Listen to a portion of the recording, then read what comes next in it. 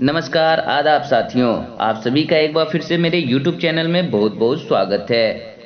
आज के हम इस वीडियो में बुनियादी साक्षरता और संख्या ज्ञान मिशन का परिचय का जो मुख्य प्रश्नोत्तरी है उसका आंसर देने का प्रयास करेंगे। उससे पहले अगर आपने मेरे चैनल को अभी तक सब्सक्राइब नहीं किया है तो सब्सक्राइब जरूर करें। साथ ही बेल आइकन को दबाना बिल्कुल ना भूलें ताकि आने वाले हर एक वीडियो का आपको नोटिफिकेशन मिल सके।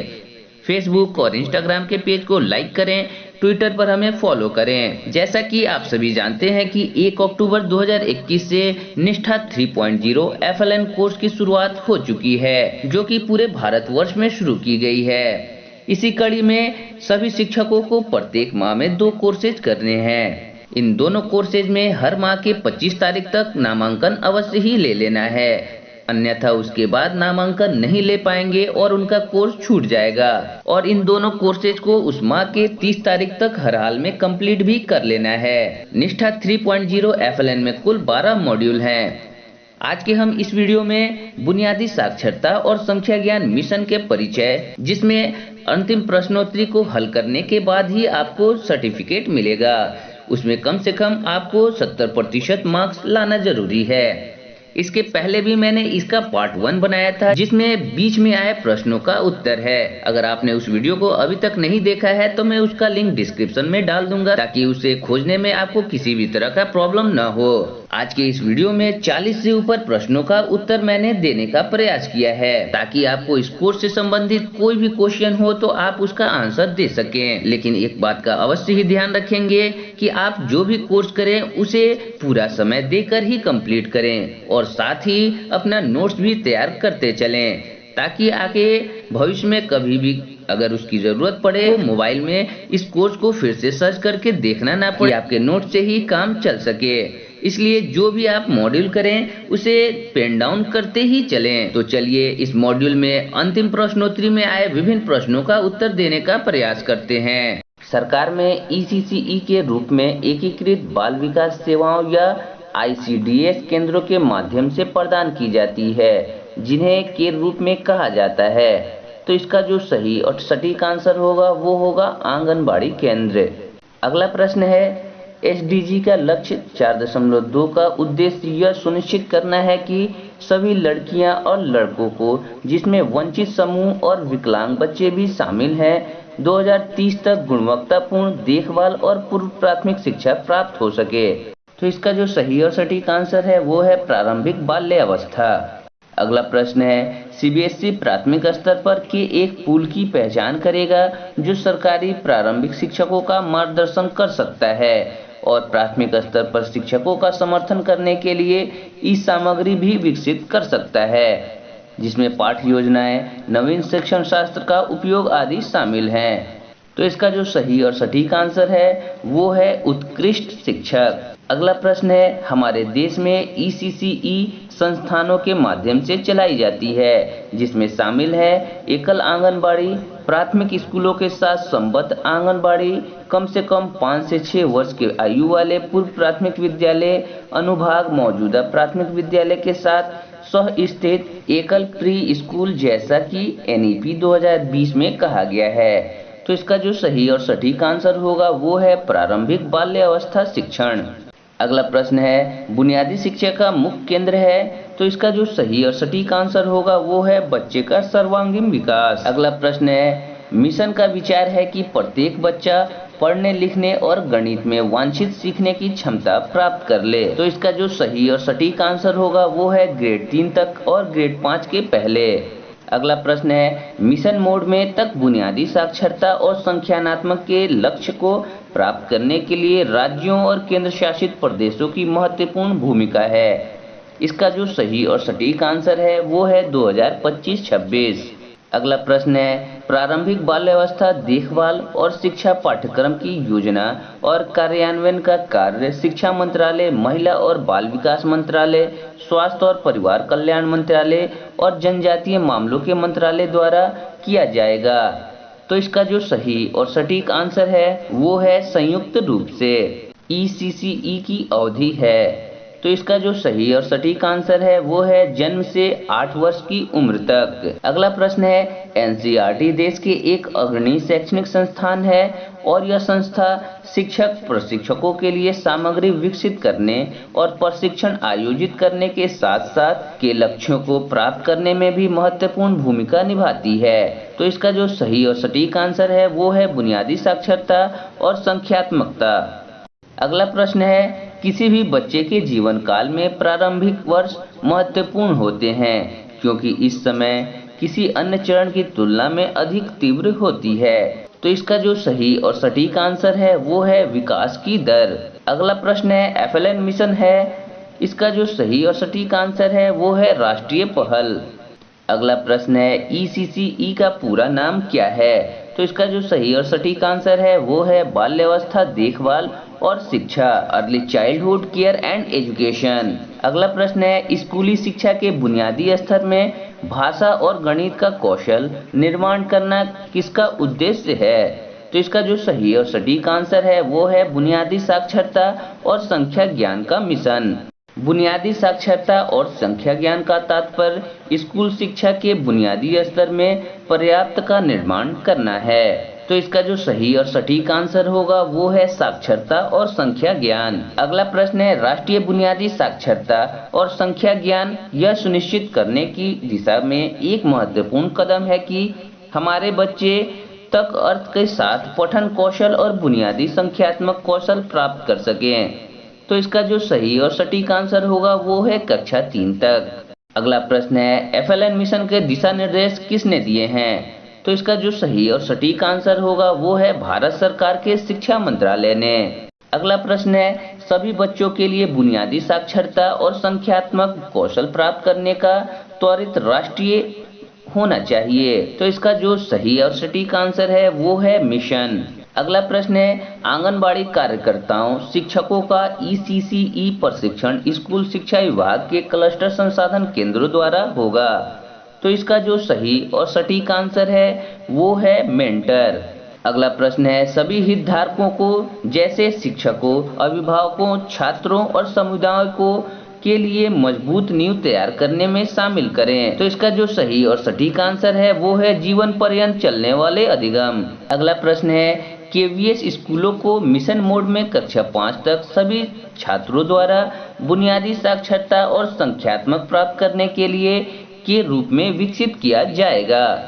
तो इसका जो सही और सटीक आंसर है वो है मॉडल स्कूल। अगला प्रश्न है, राज्यों और केंद्र शासित प्रदेशों की भूमिका है। तो इसका जो सही और सटीक आंसर है लक्ष्य की प्राप्ति के लिए योजना बनाना और उसे क्रियान्वित करना। अगला प्रश्न है, राष्ट्रीय का मूल उद्देश्य है कि सभी बच्चे पढ़ने और समझ के साथ प्रतिक्रिया करने में सक्षम हो। बच्चे समझ के साथ स्वतंत्र रूप से लिख पाएं, संख्या, माप और आकार के क्षेत्र में तर्क को समझ पाएं और संख्यात्मक स्थानीय समझ कौशल माध्यम से समस्या समाधान करने में स्वतंत्र बन पाएं। तो इसका जो सही और सटीक आंसर है वो है बुनियादी साक्षरता और संख्या ज्ञान मिशन। अगला प्रश्न है, NEP 2020 में आकांक्षा है कि सभी बच्चे बुनियादी गणित और संख्यात्मक कौशल के साथ सीखें। तो इसका जो सही और सटीक आंसर है वो है पढ़ना और लिखना। अगला प्रश्न है, FLN मिशन के लिए दिशा निर्देश किसने दिए हैं? तो इसका जो सही और सटीक आंसर होगा वो है भारत सरकार के शिक्षा मंत्रालय ने। NEP 2020 में कक्षा 1 से पहले 3 से 6 वर्ष की आयु वर्ग के लिए आंगनबाड़ी विद्यालय पूर्व बाल वाटिका के शिक्षा के लिए क्या प्रस्ताव है? तो इसका जो सही और सटीक आंसर है वो है 3 वर्ष। अगला प्रश्न है, बुनियादी साक्षरता और संख्या ज्ञान मिशन का दृष्टिकोण है कि सभी पहलुओं को ध्यान में रखते हुए एक सक्षम वातावरण सुनिश्चित हो जो प्राथमिक कक्षाओं में 2025 तक सुनिश्चित करें ताकि प्रत्येक बच्चा कक्षा 3 तक के अंत में और कक्षा 5 के पहले पढ़ने लिखने और अंकगणित में वांछित सीखने की क्षमता को प्राप्त कर सके।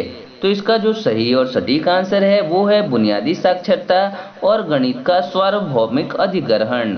अगला प्रश्न है, स्कूली शिक्षा विभाग कक्षा 1 से 5 तक के छात्र जुड़ाव, प्रतिधारण और शैक्षणिक उपलब्धि के लिए सीखने के परिणाम गुणवत्ता माप विकसित करेगा।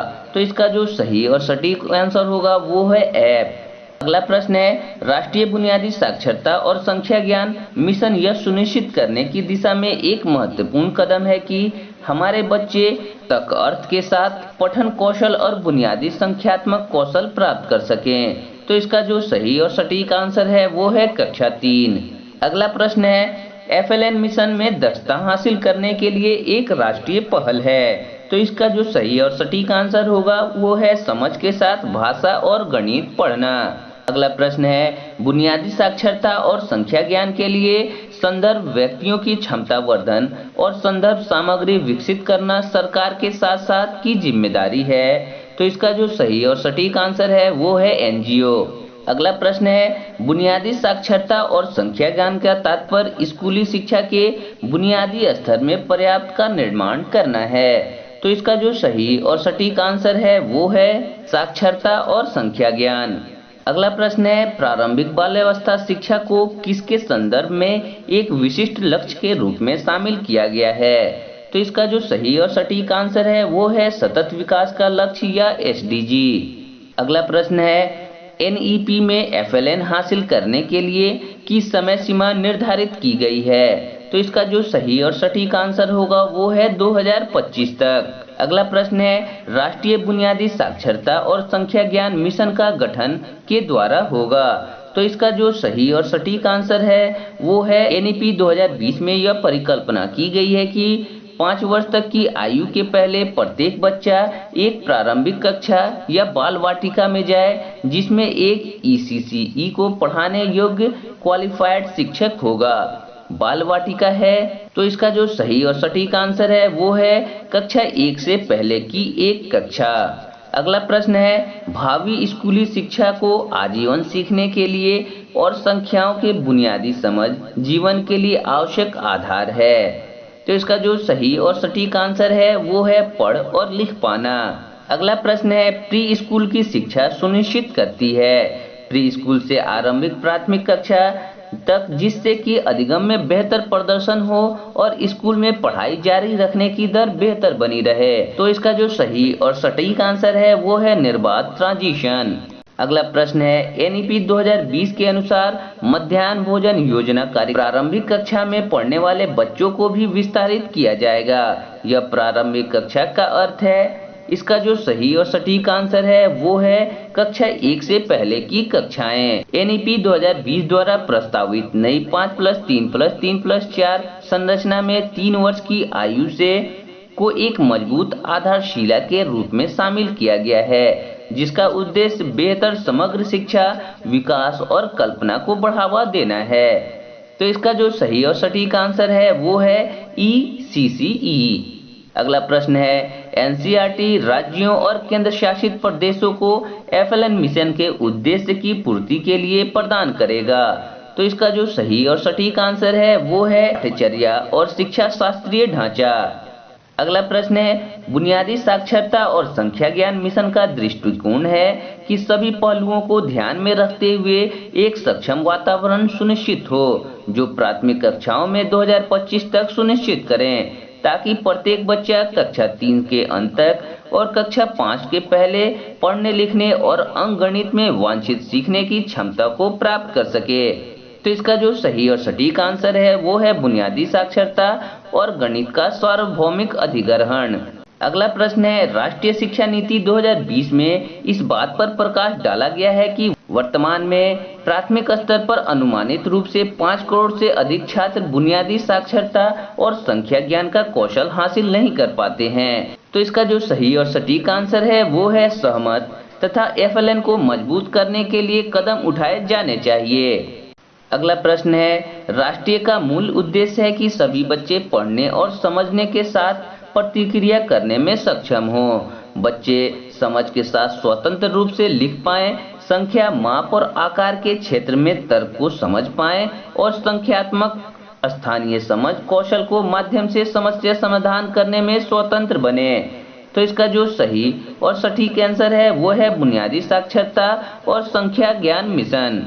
अगला प्रश्न है, FLN लक्ष्यों को प्राप्त करने के लिए निम्नलिखित में से कौन सी स्वयंसेवकों की भूमिका नहीं है। तो इसका जो सही और सटीक आंसर है वो है FLN मिशन की पॉलिसी तैयार करना।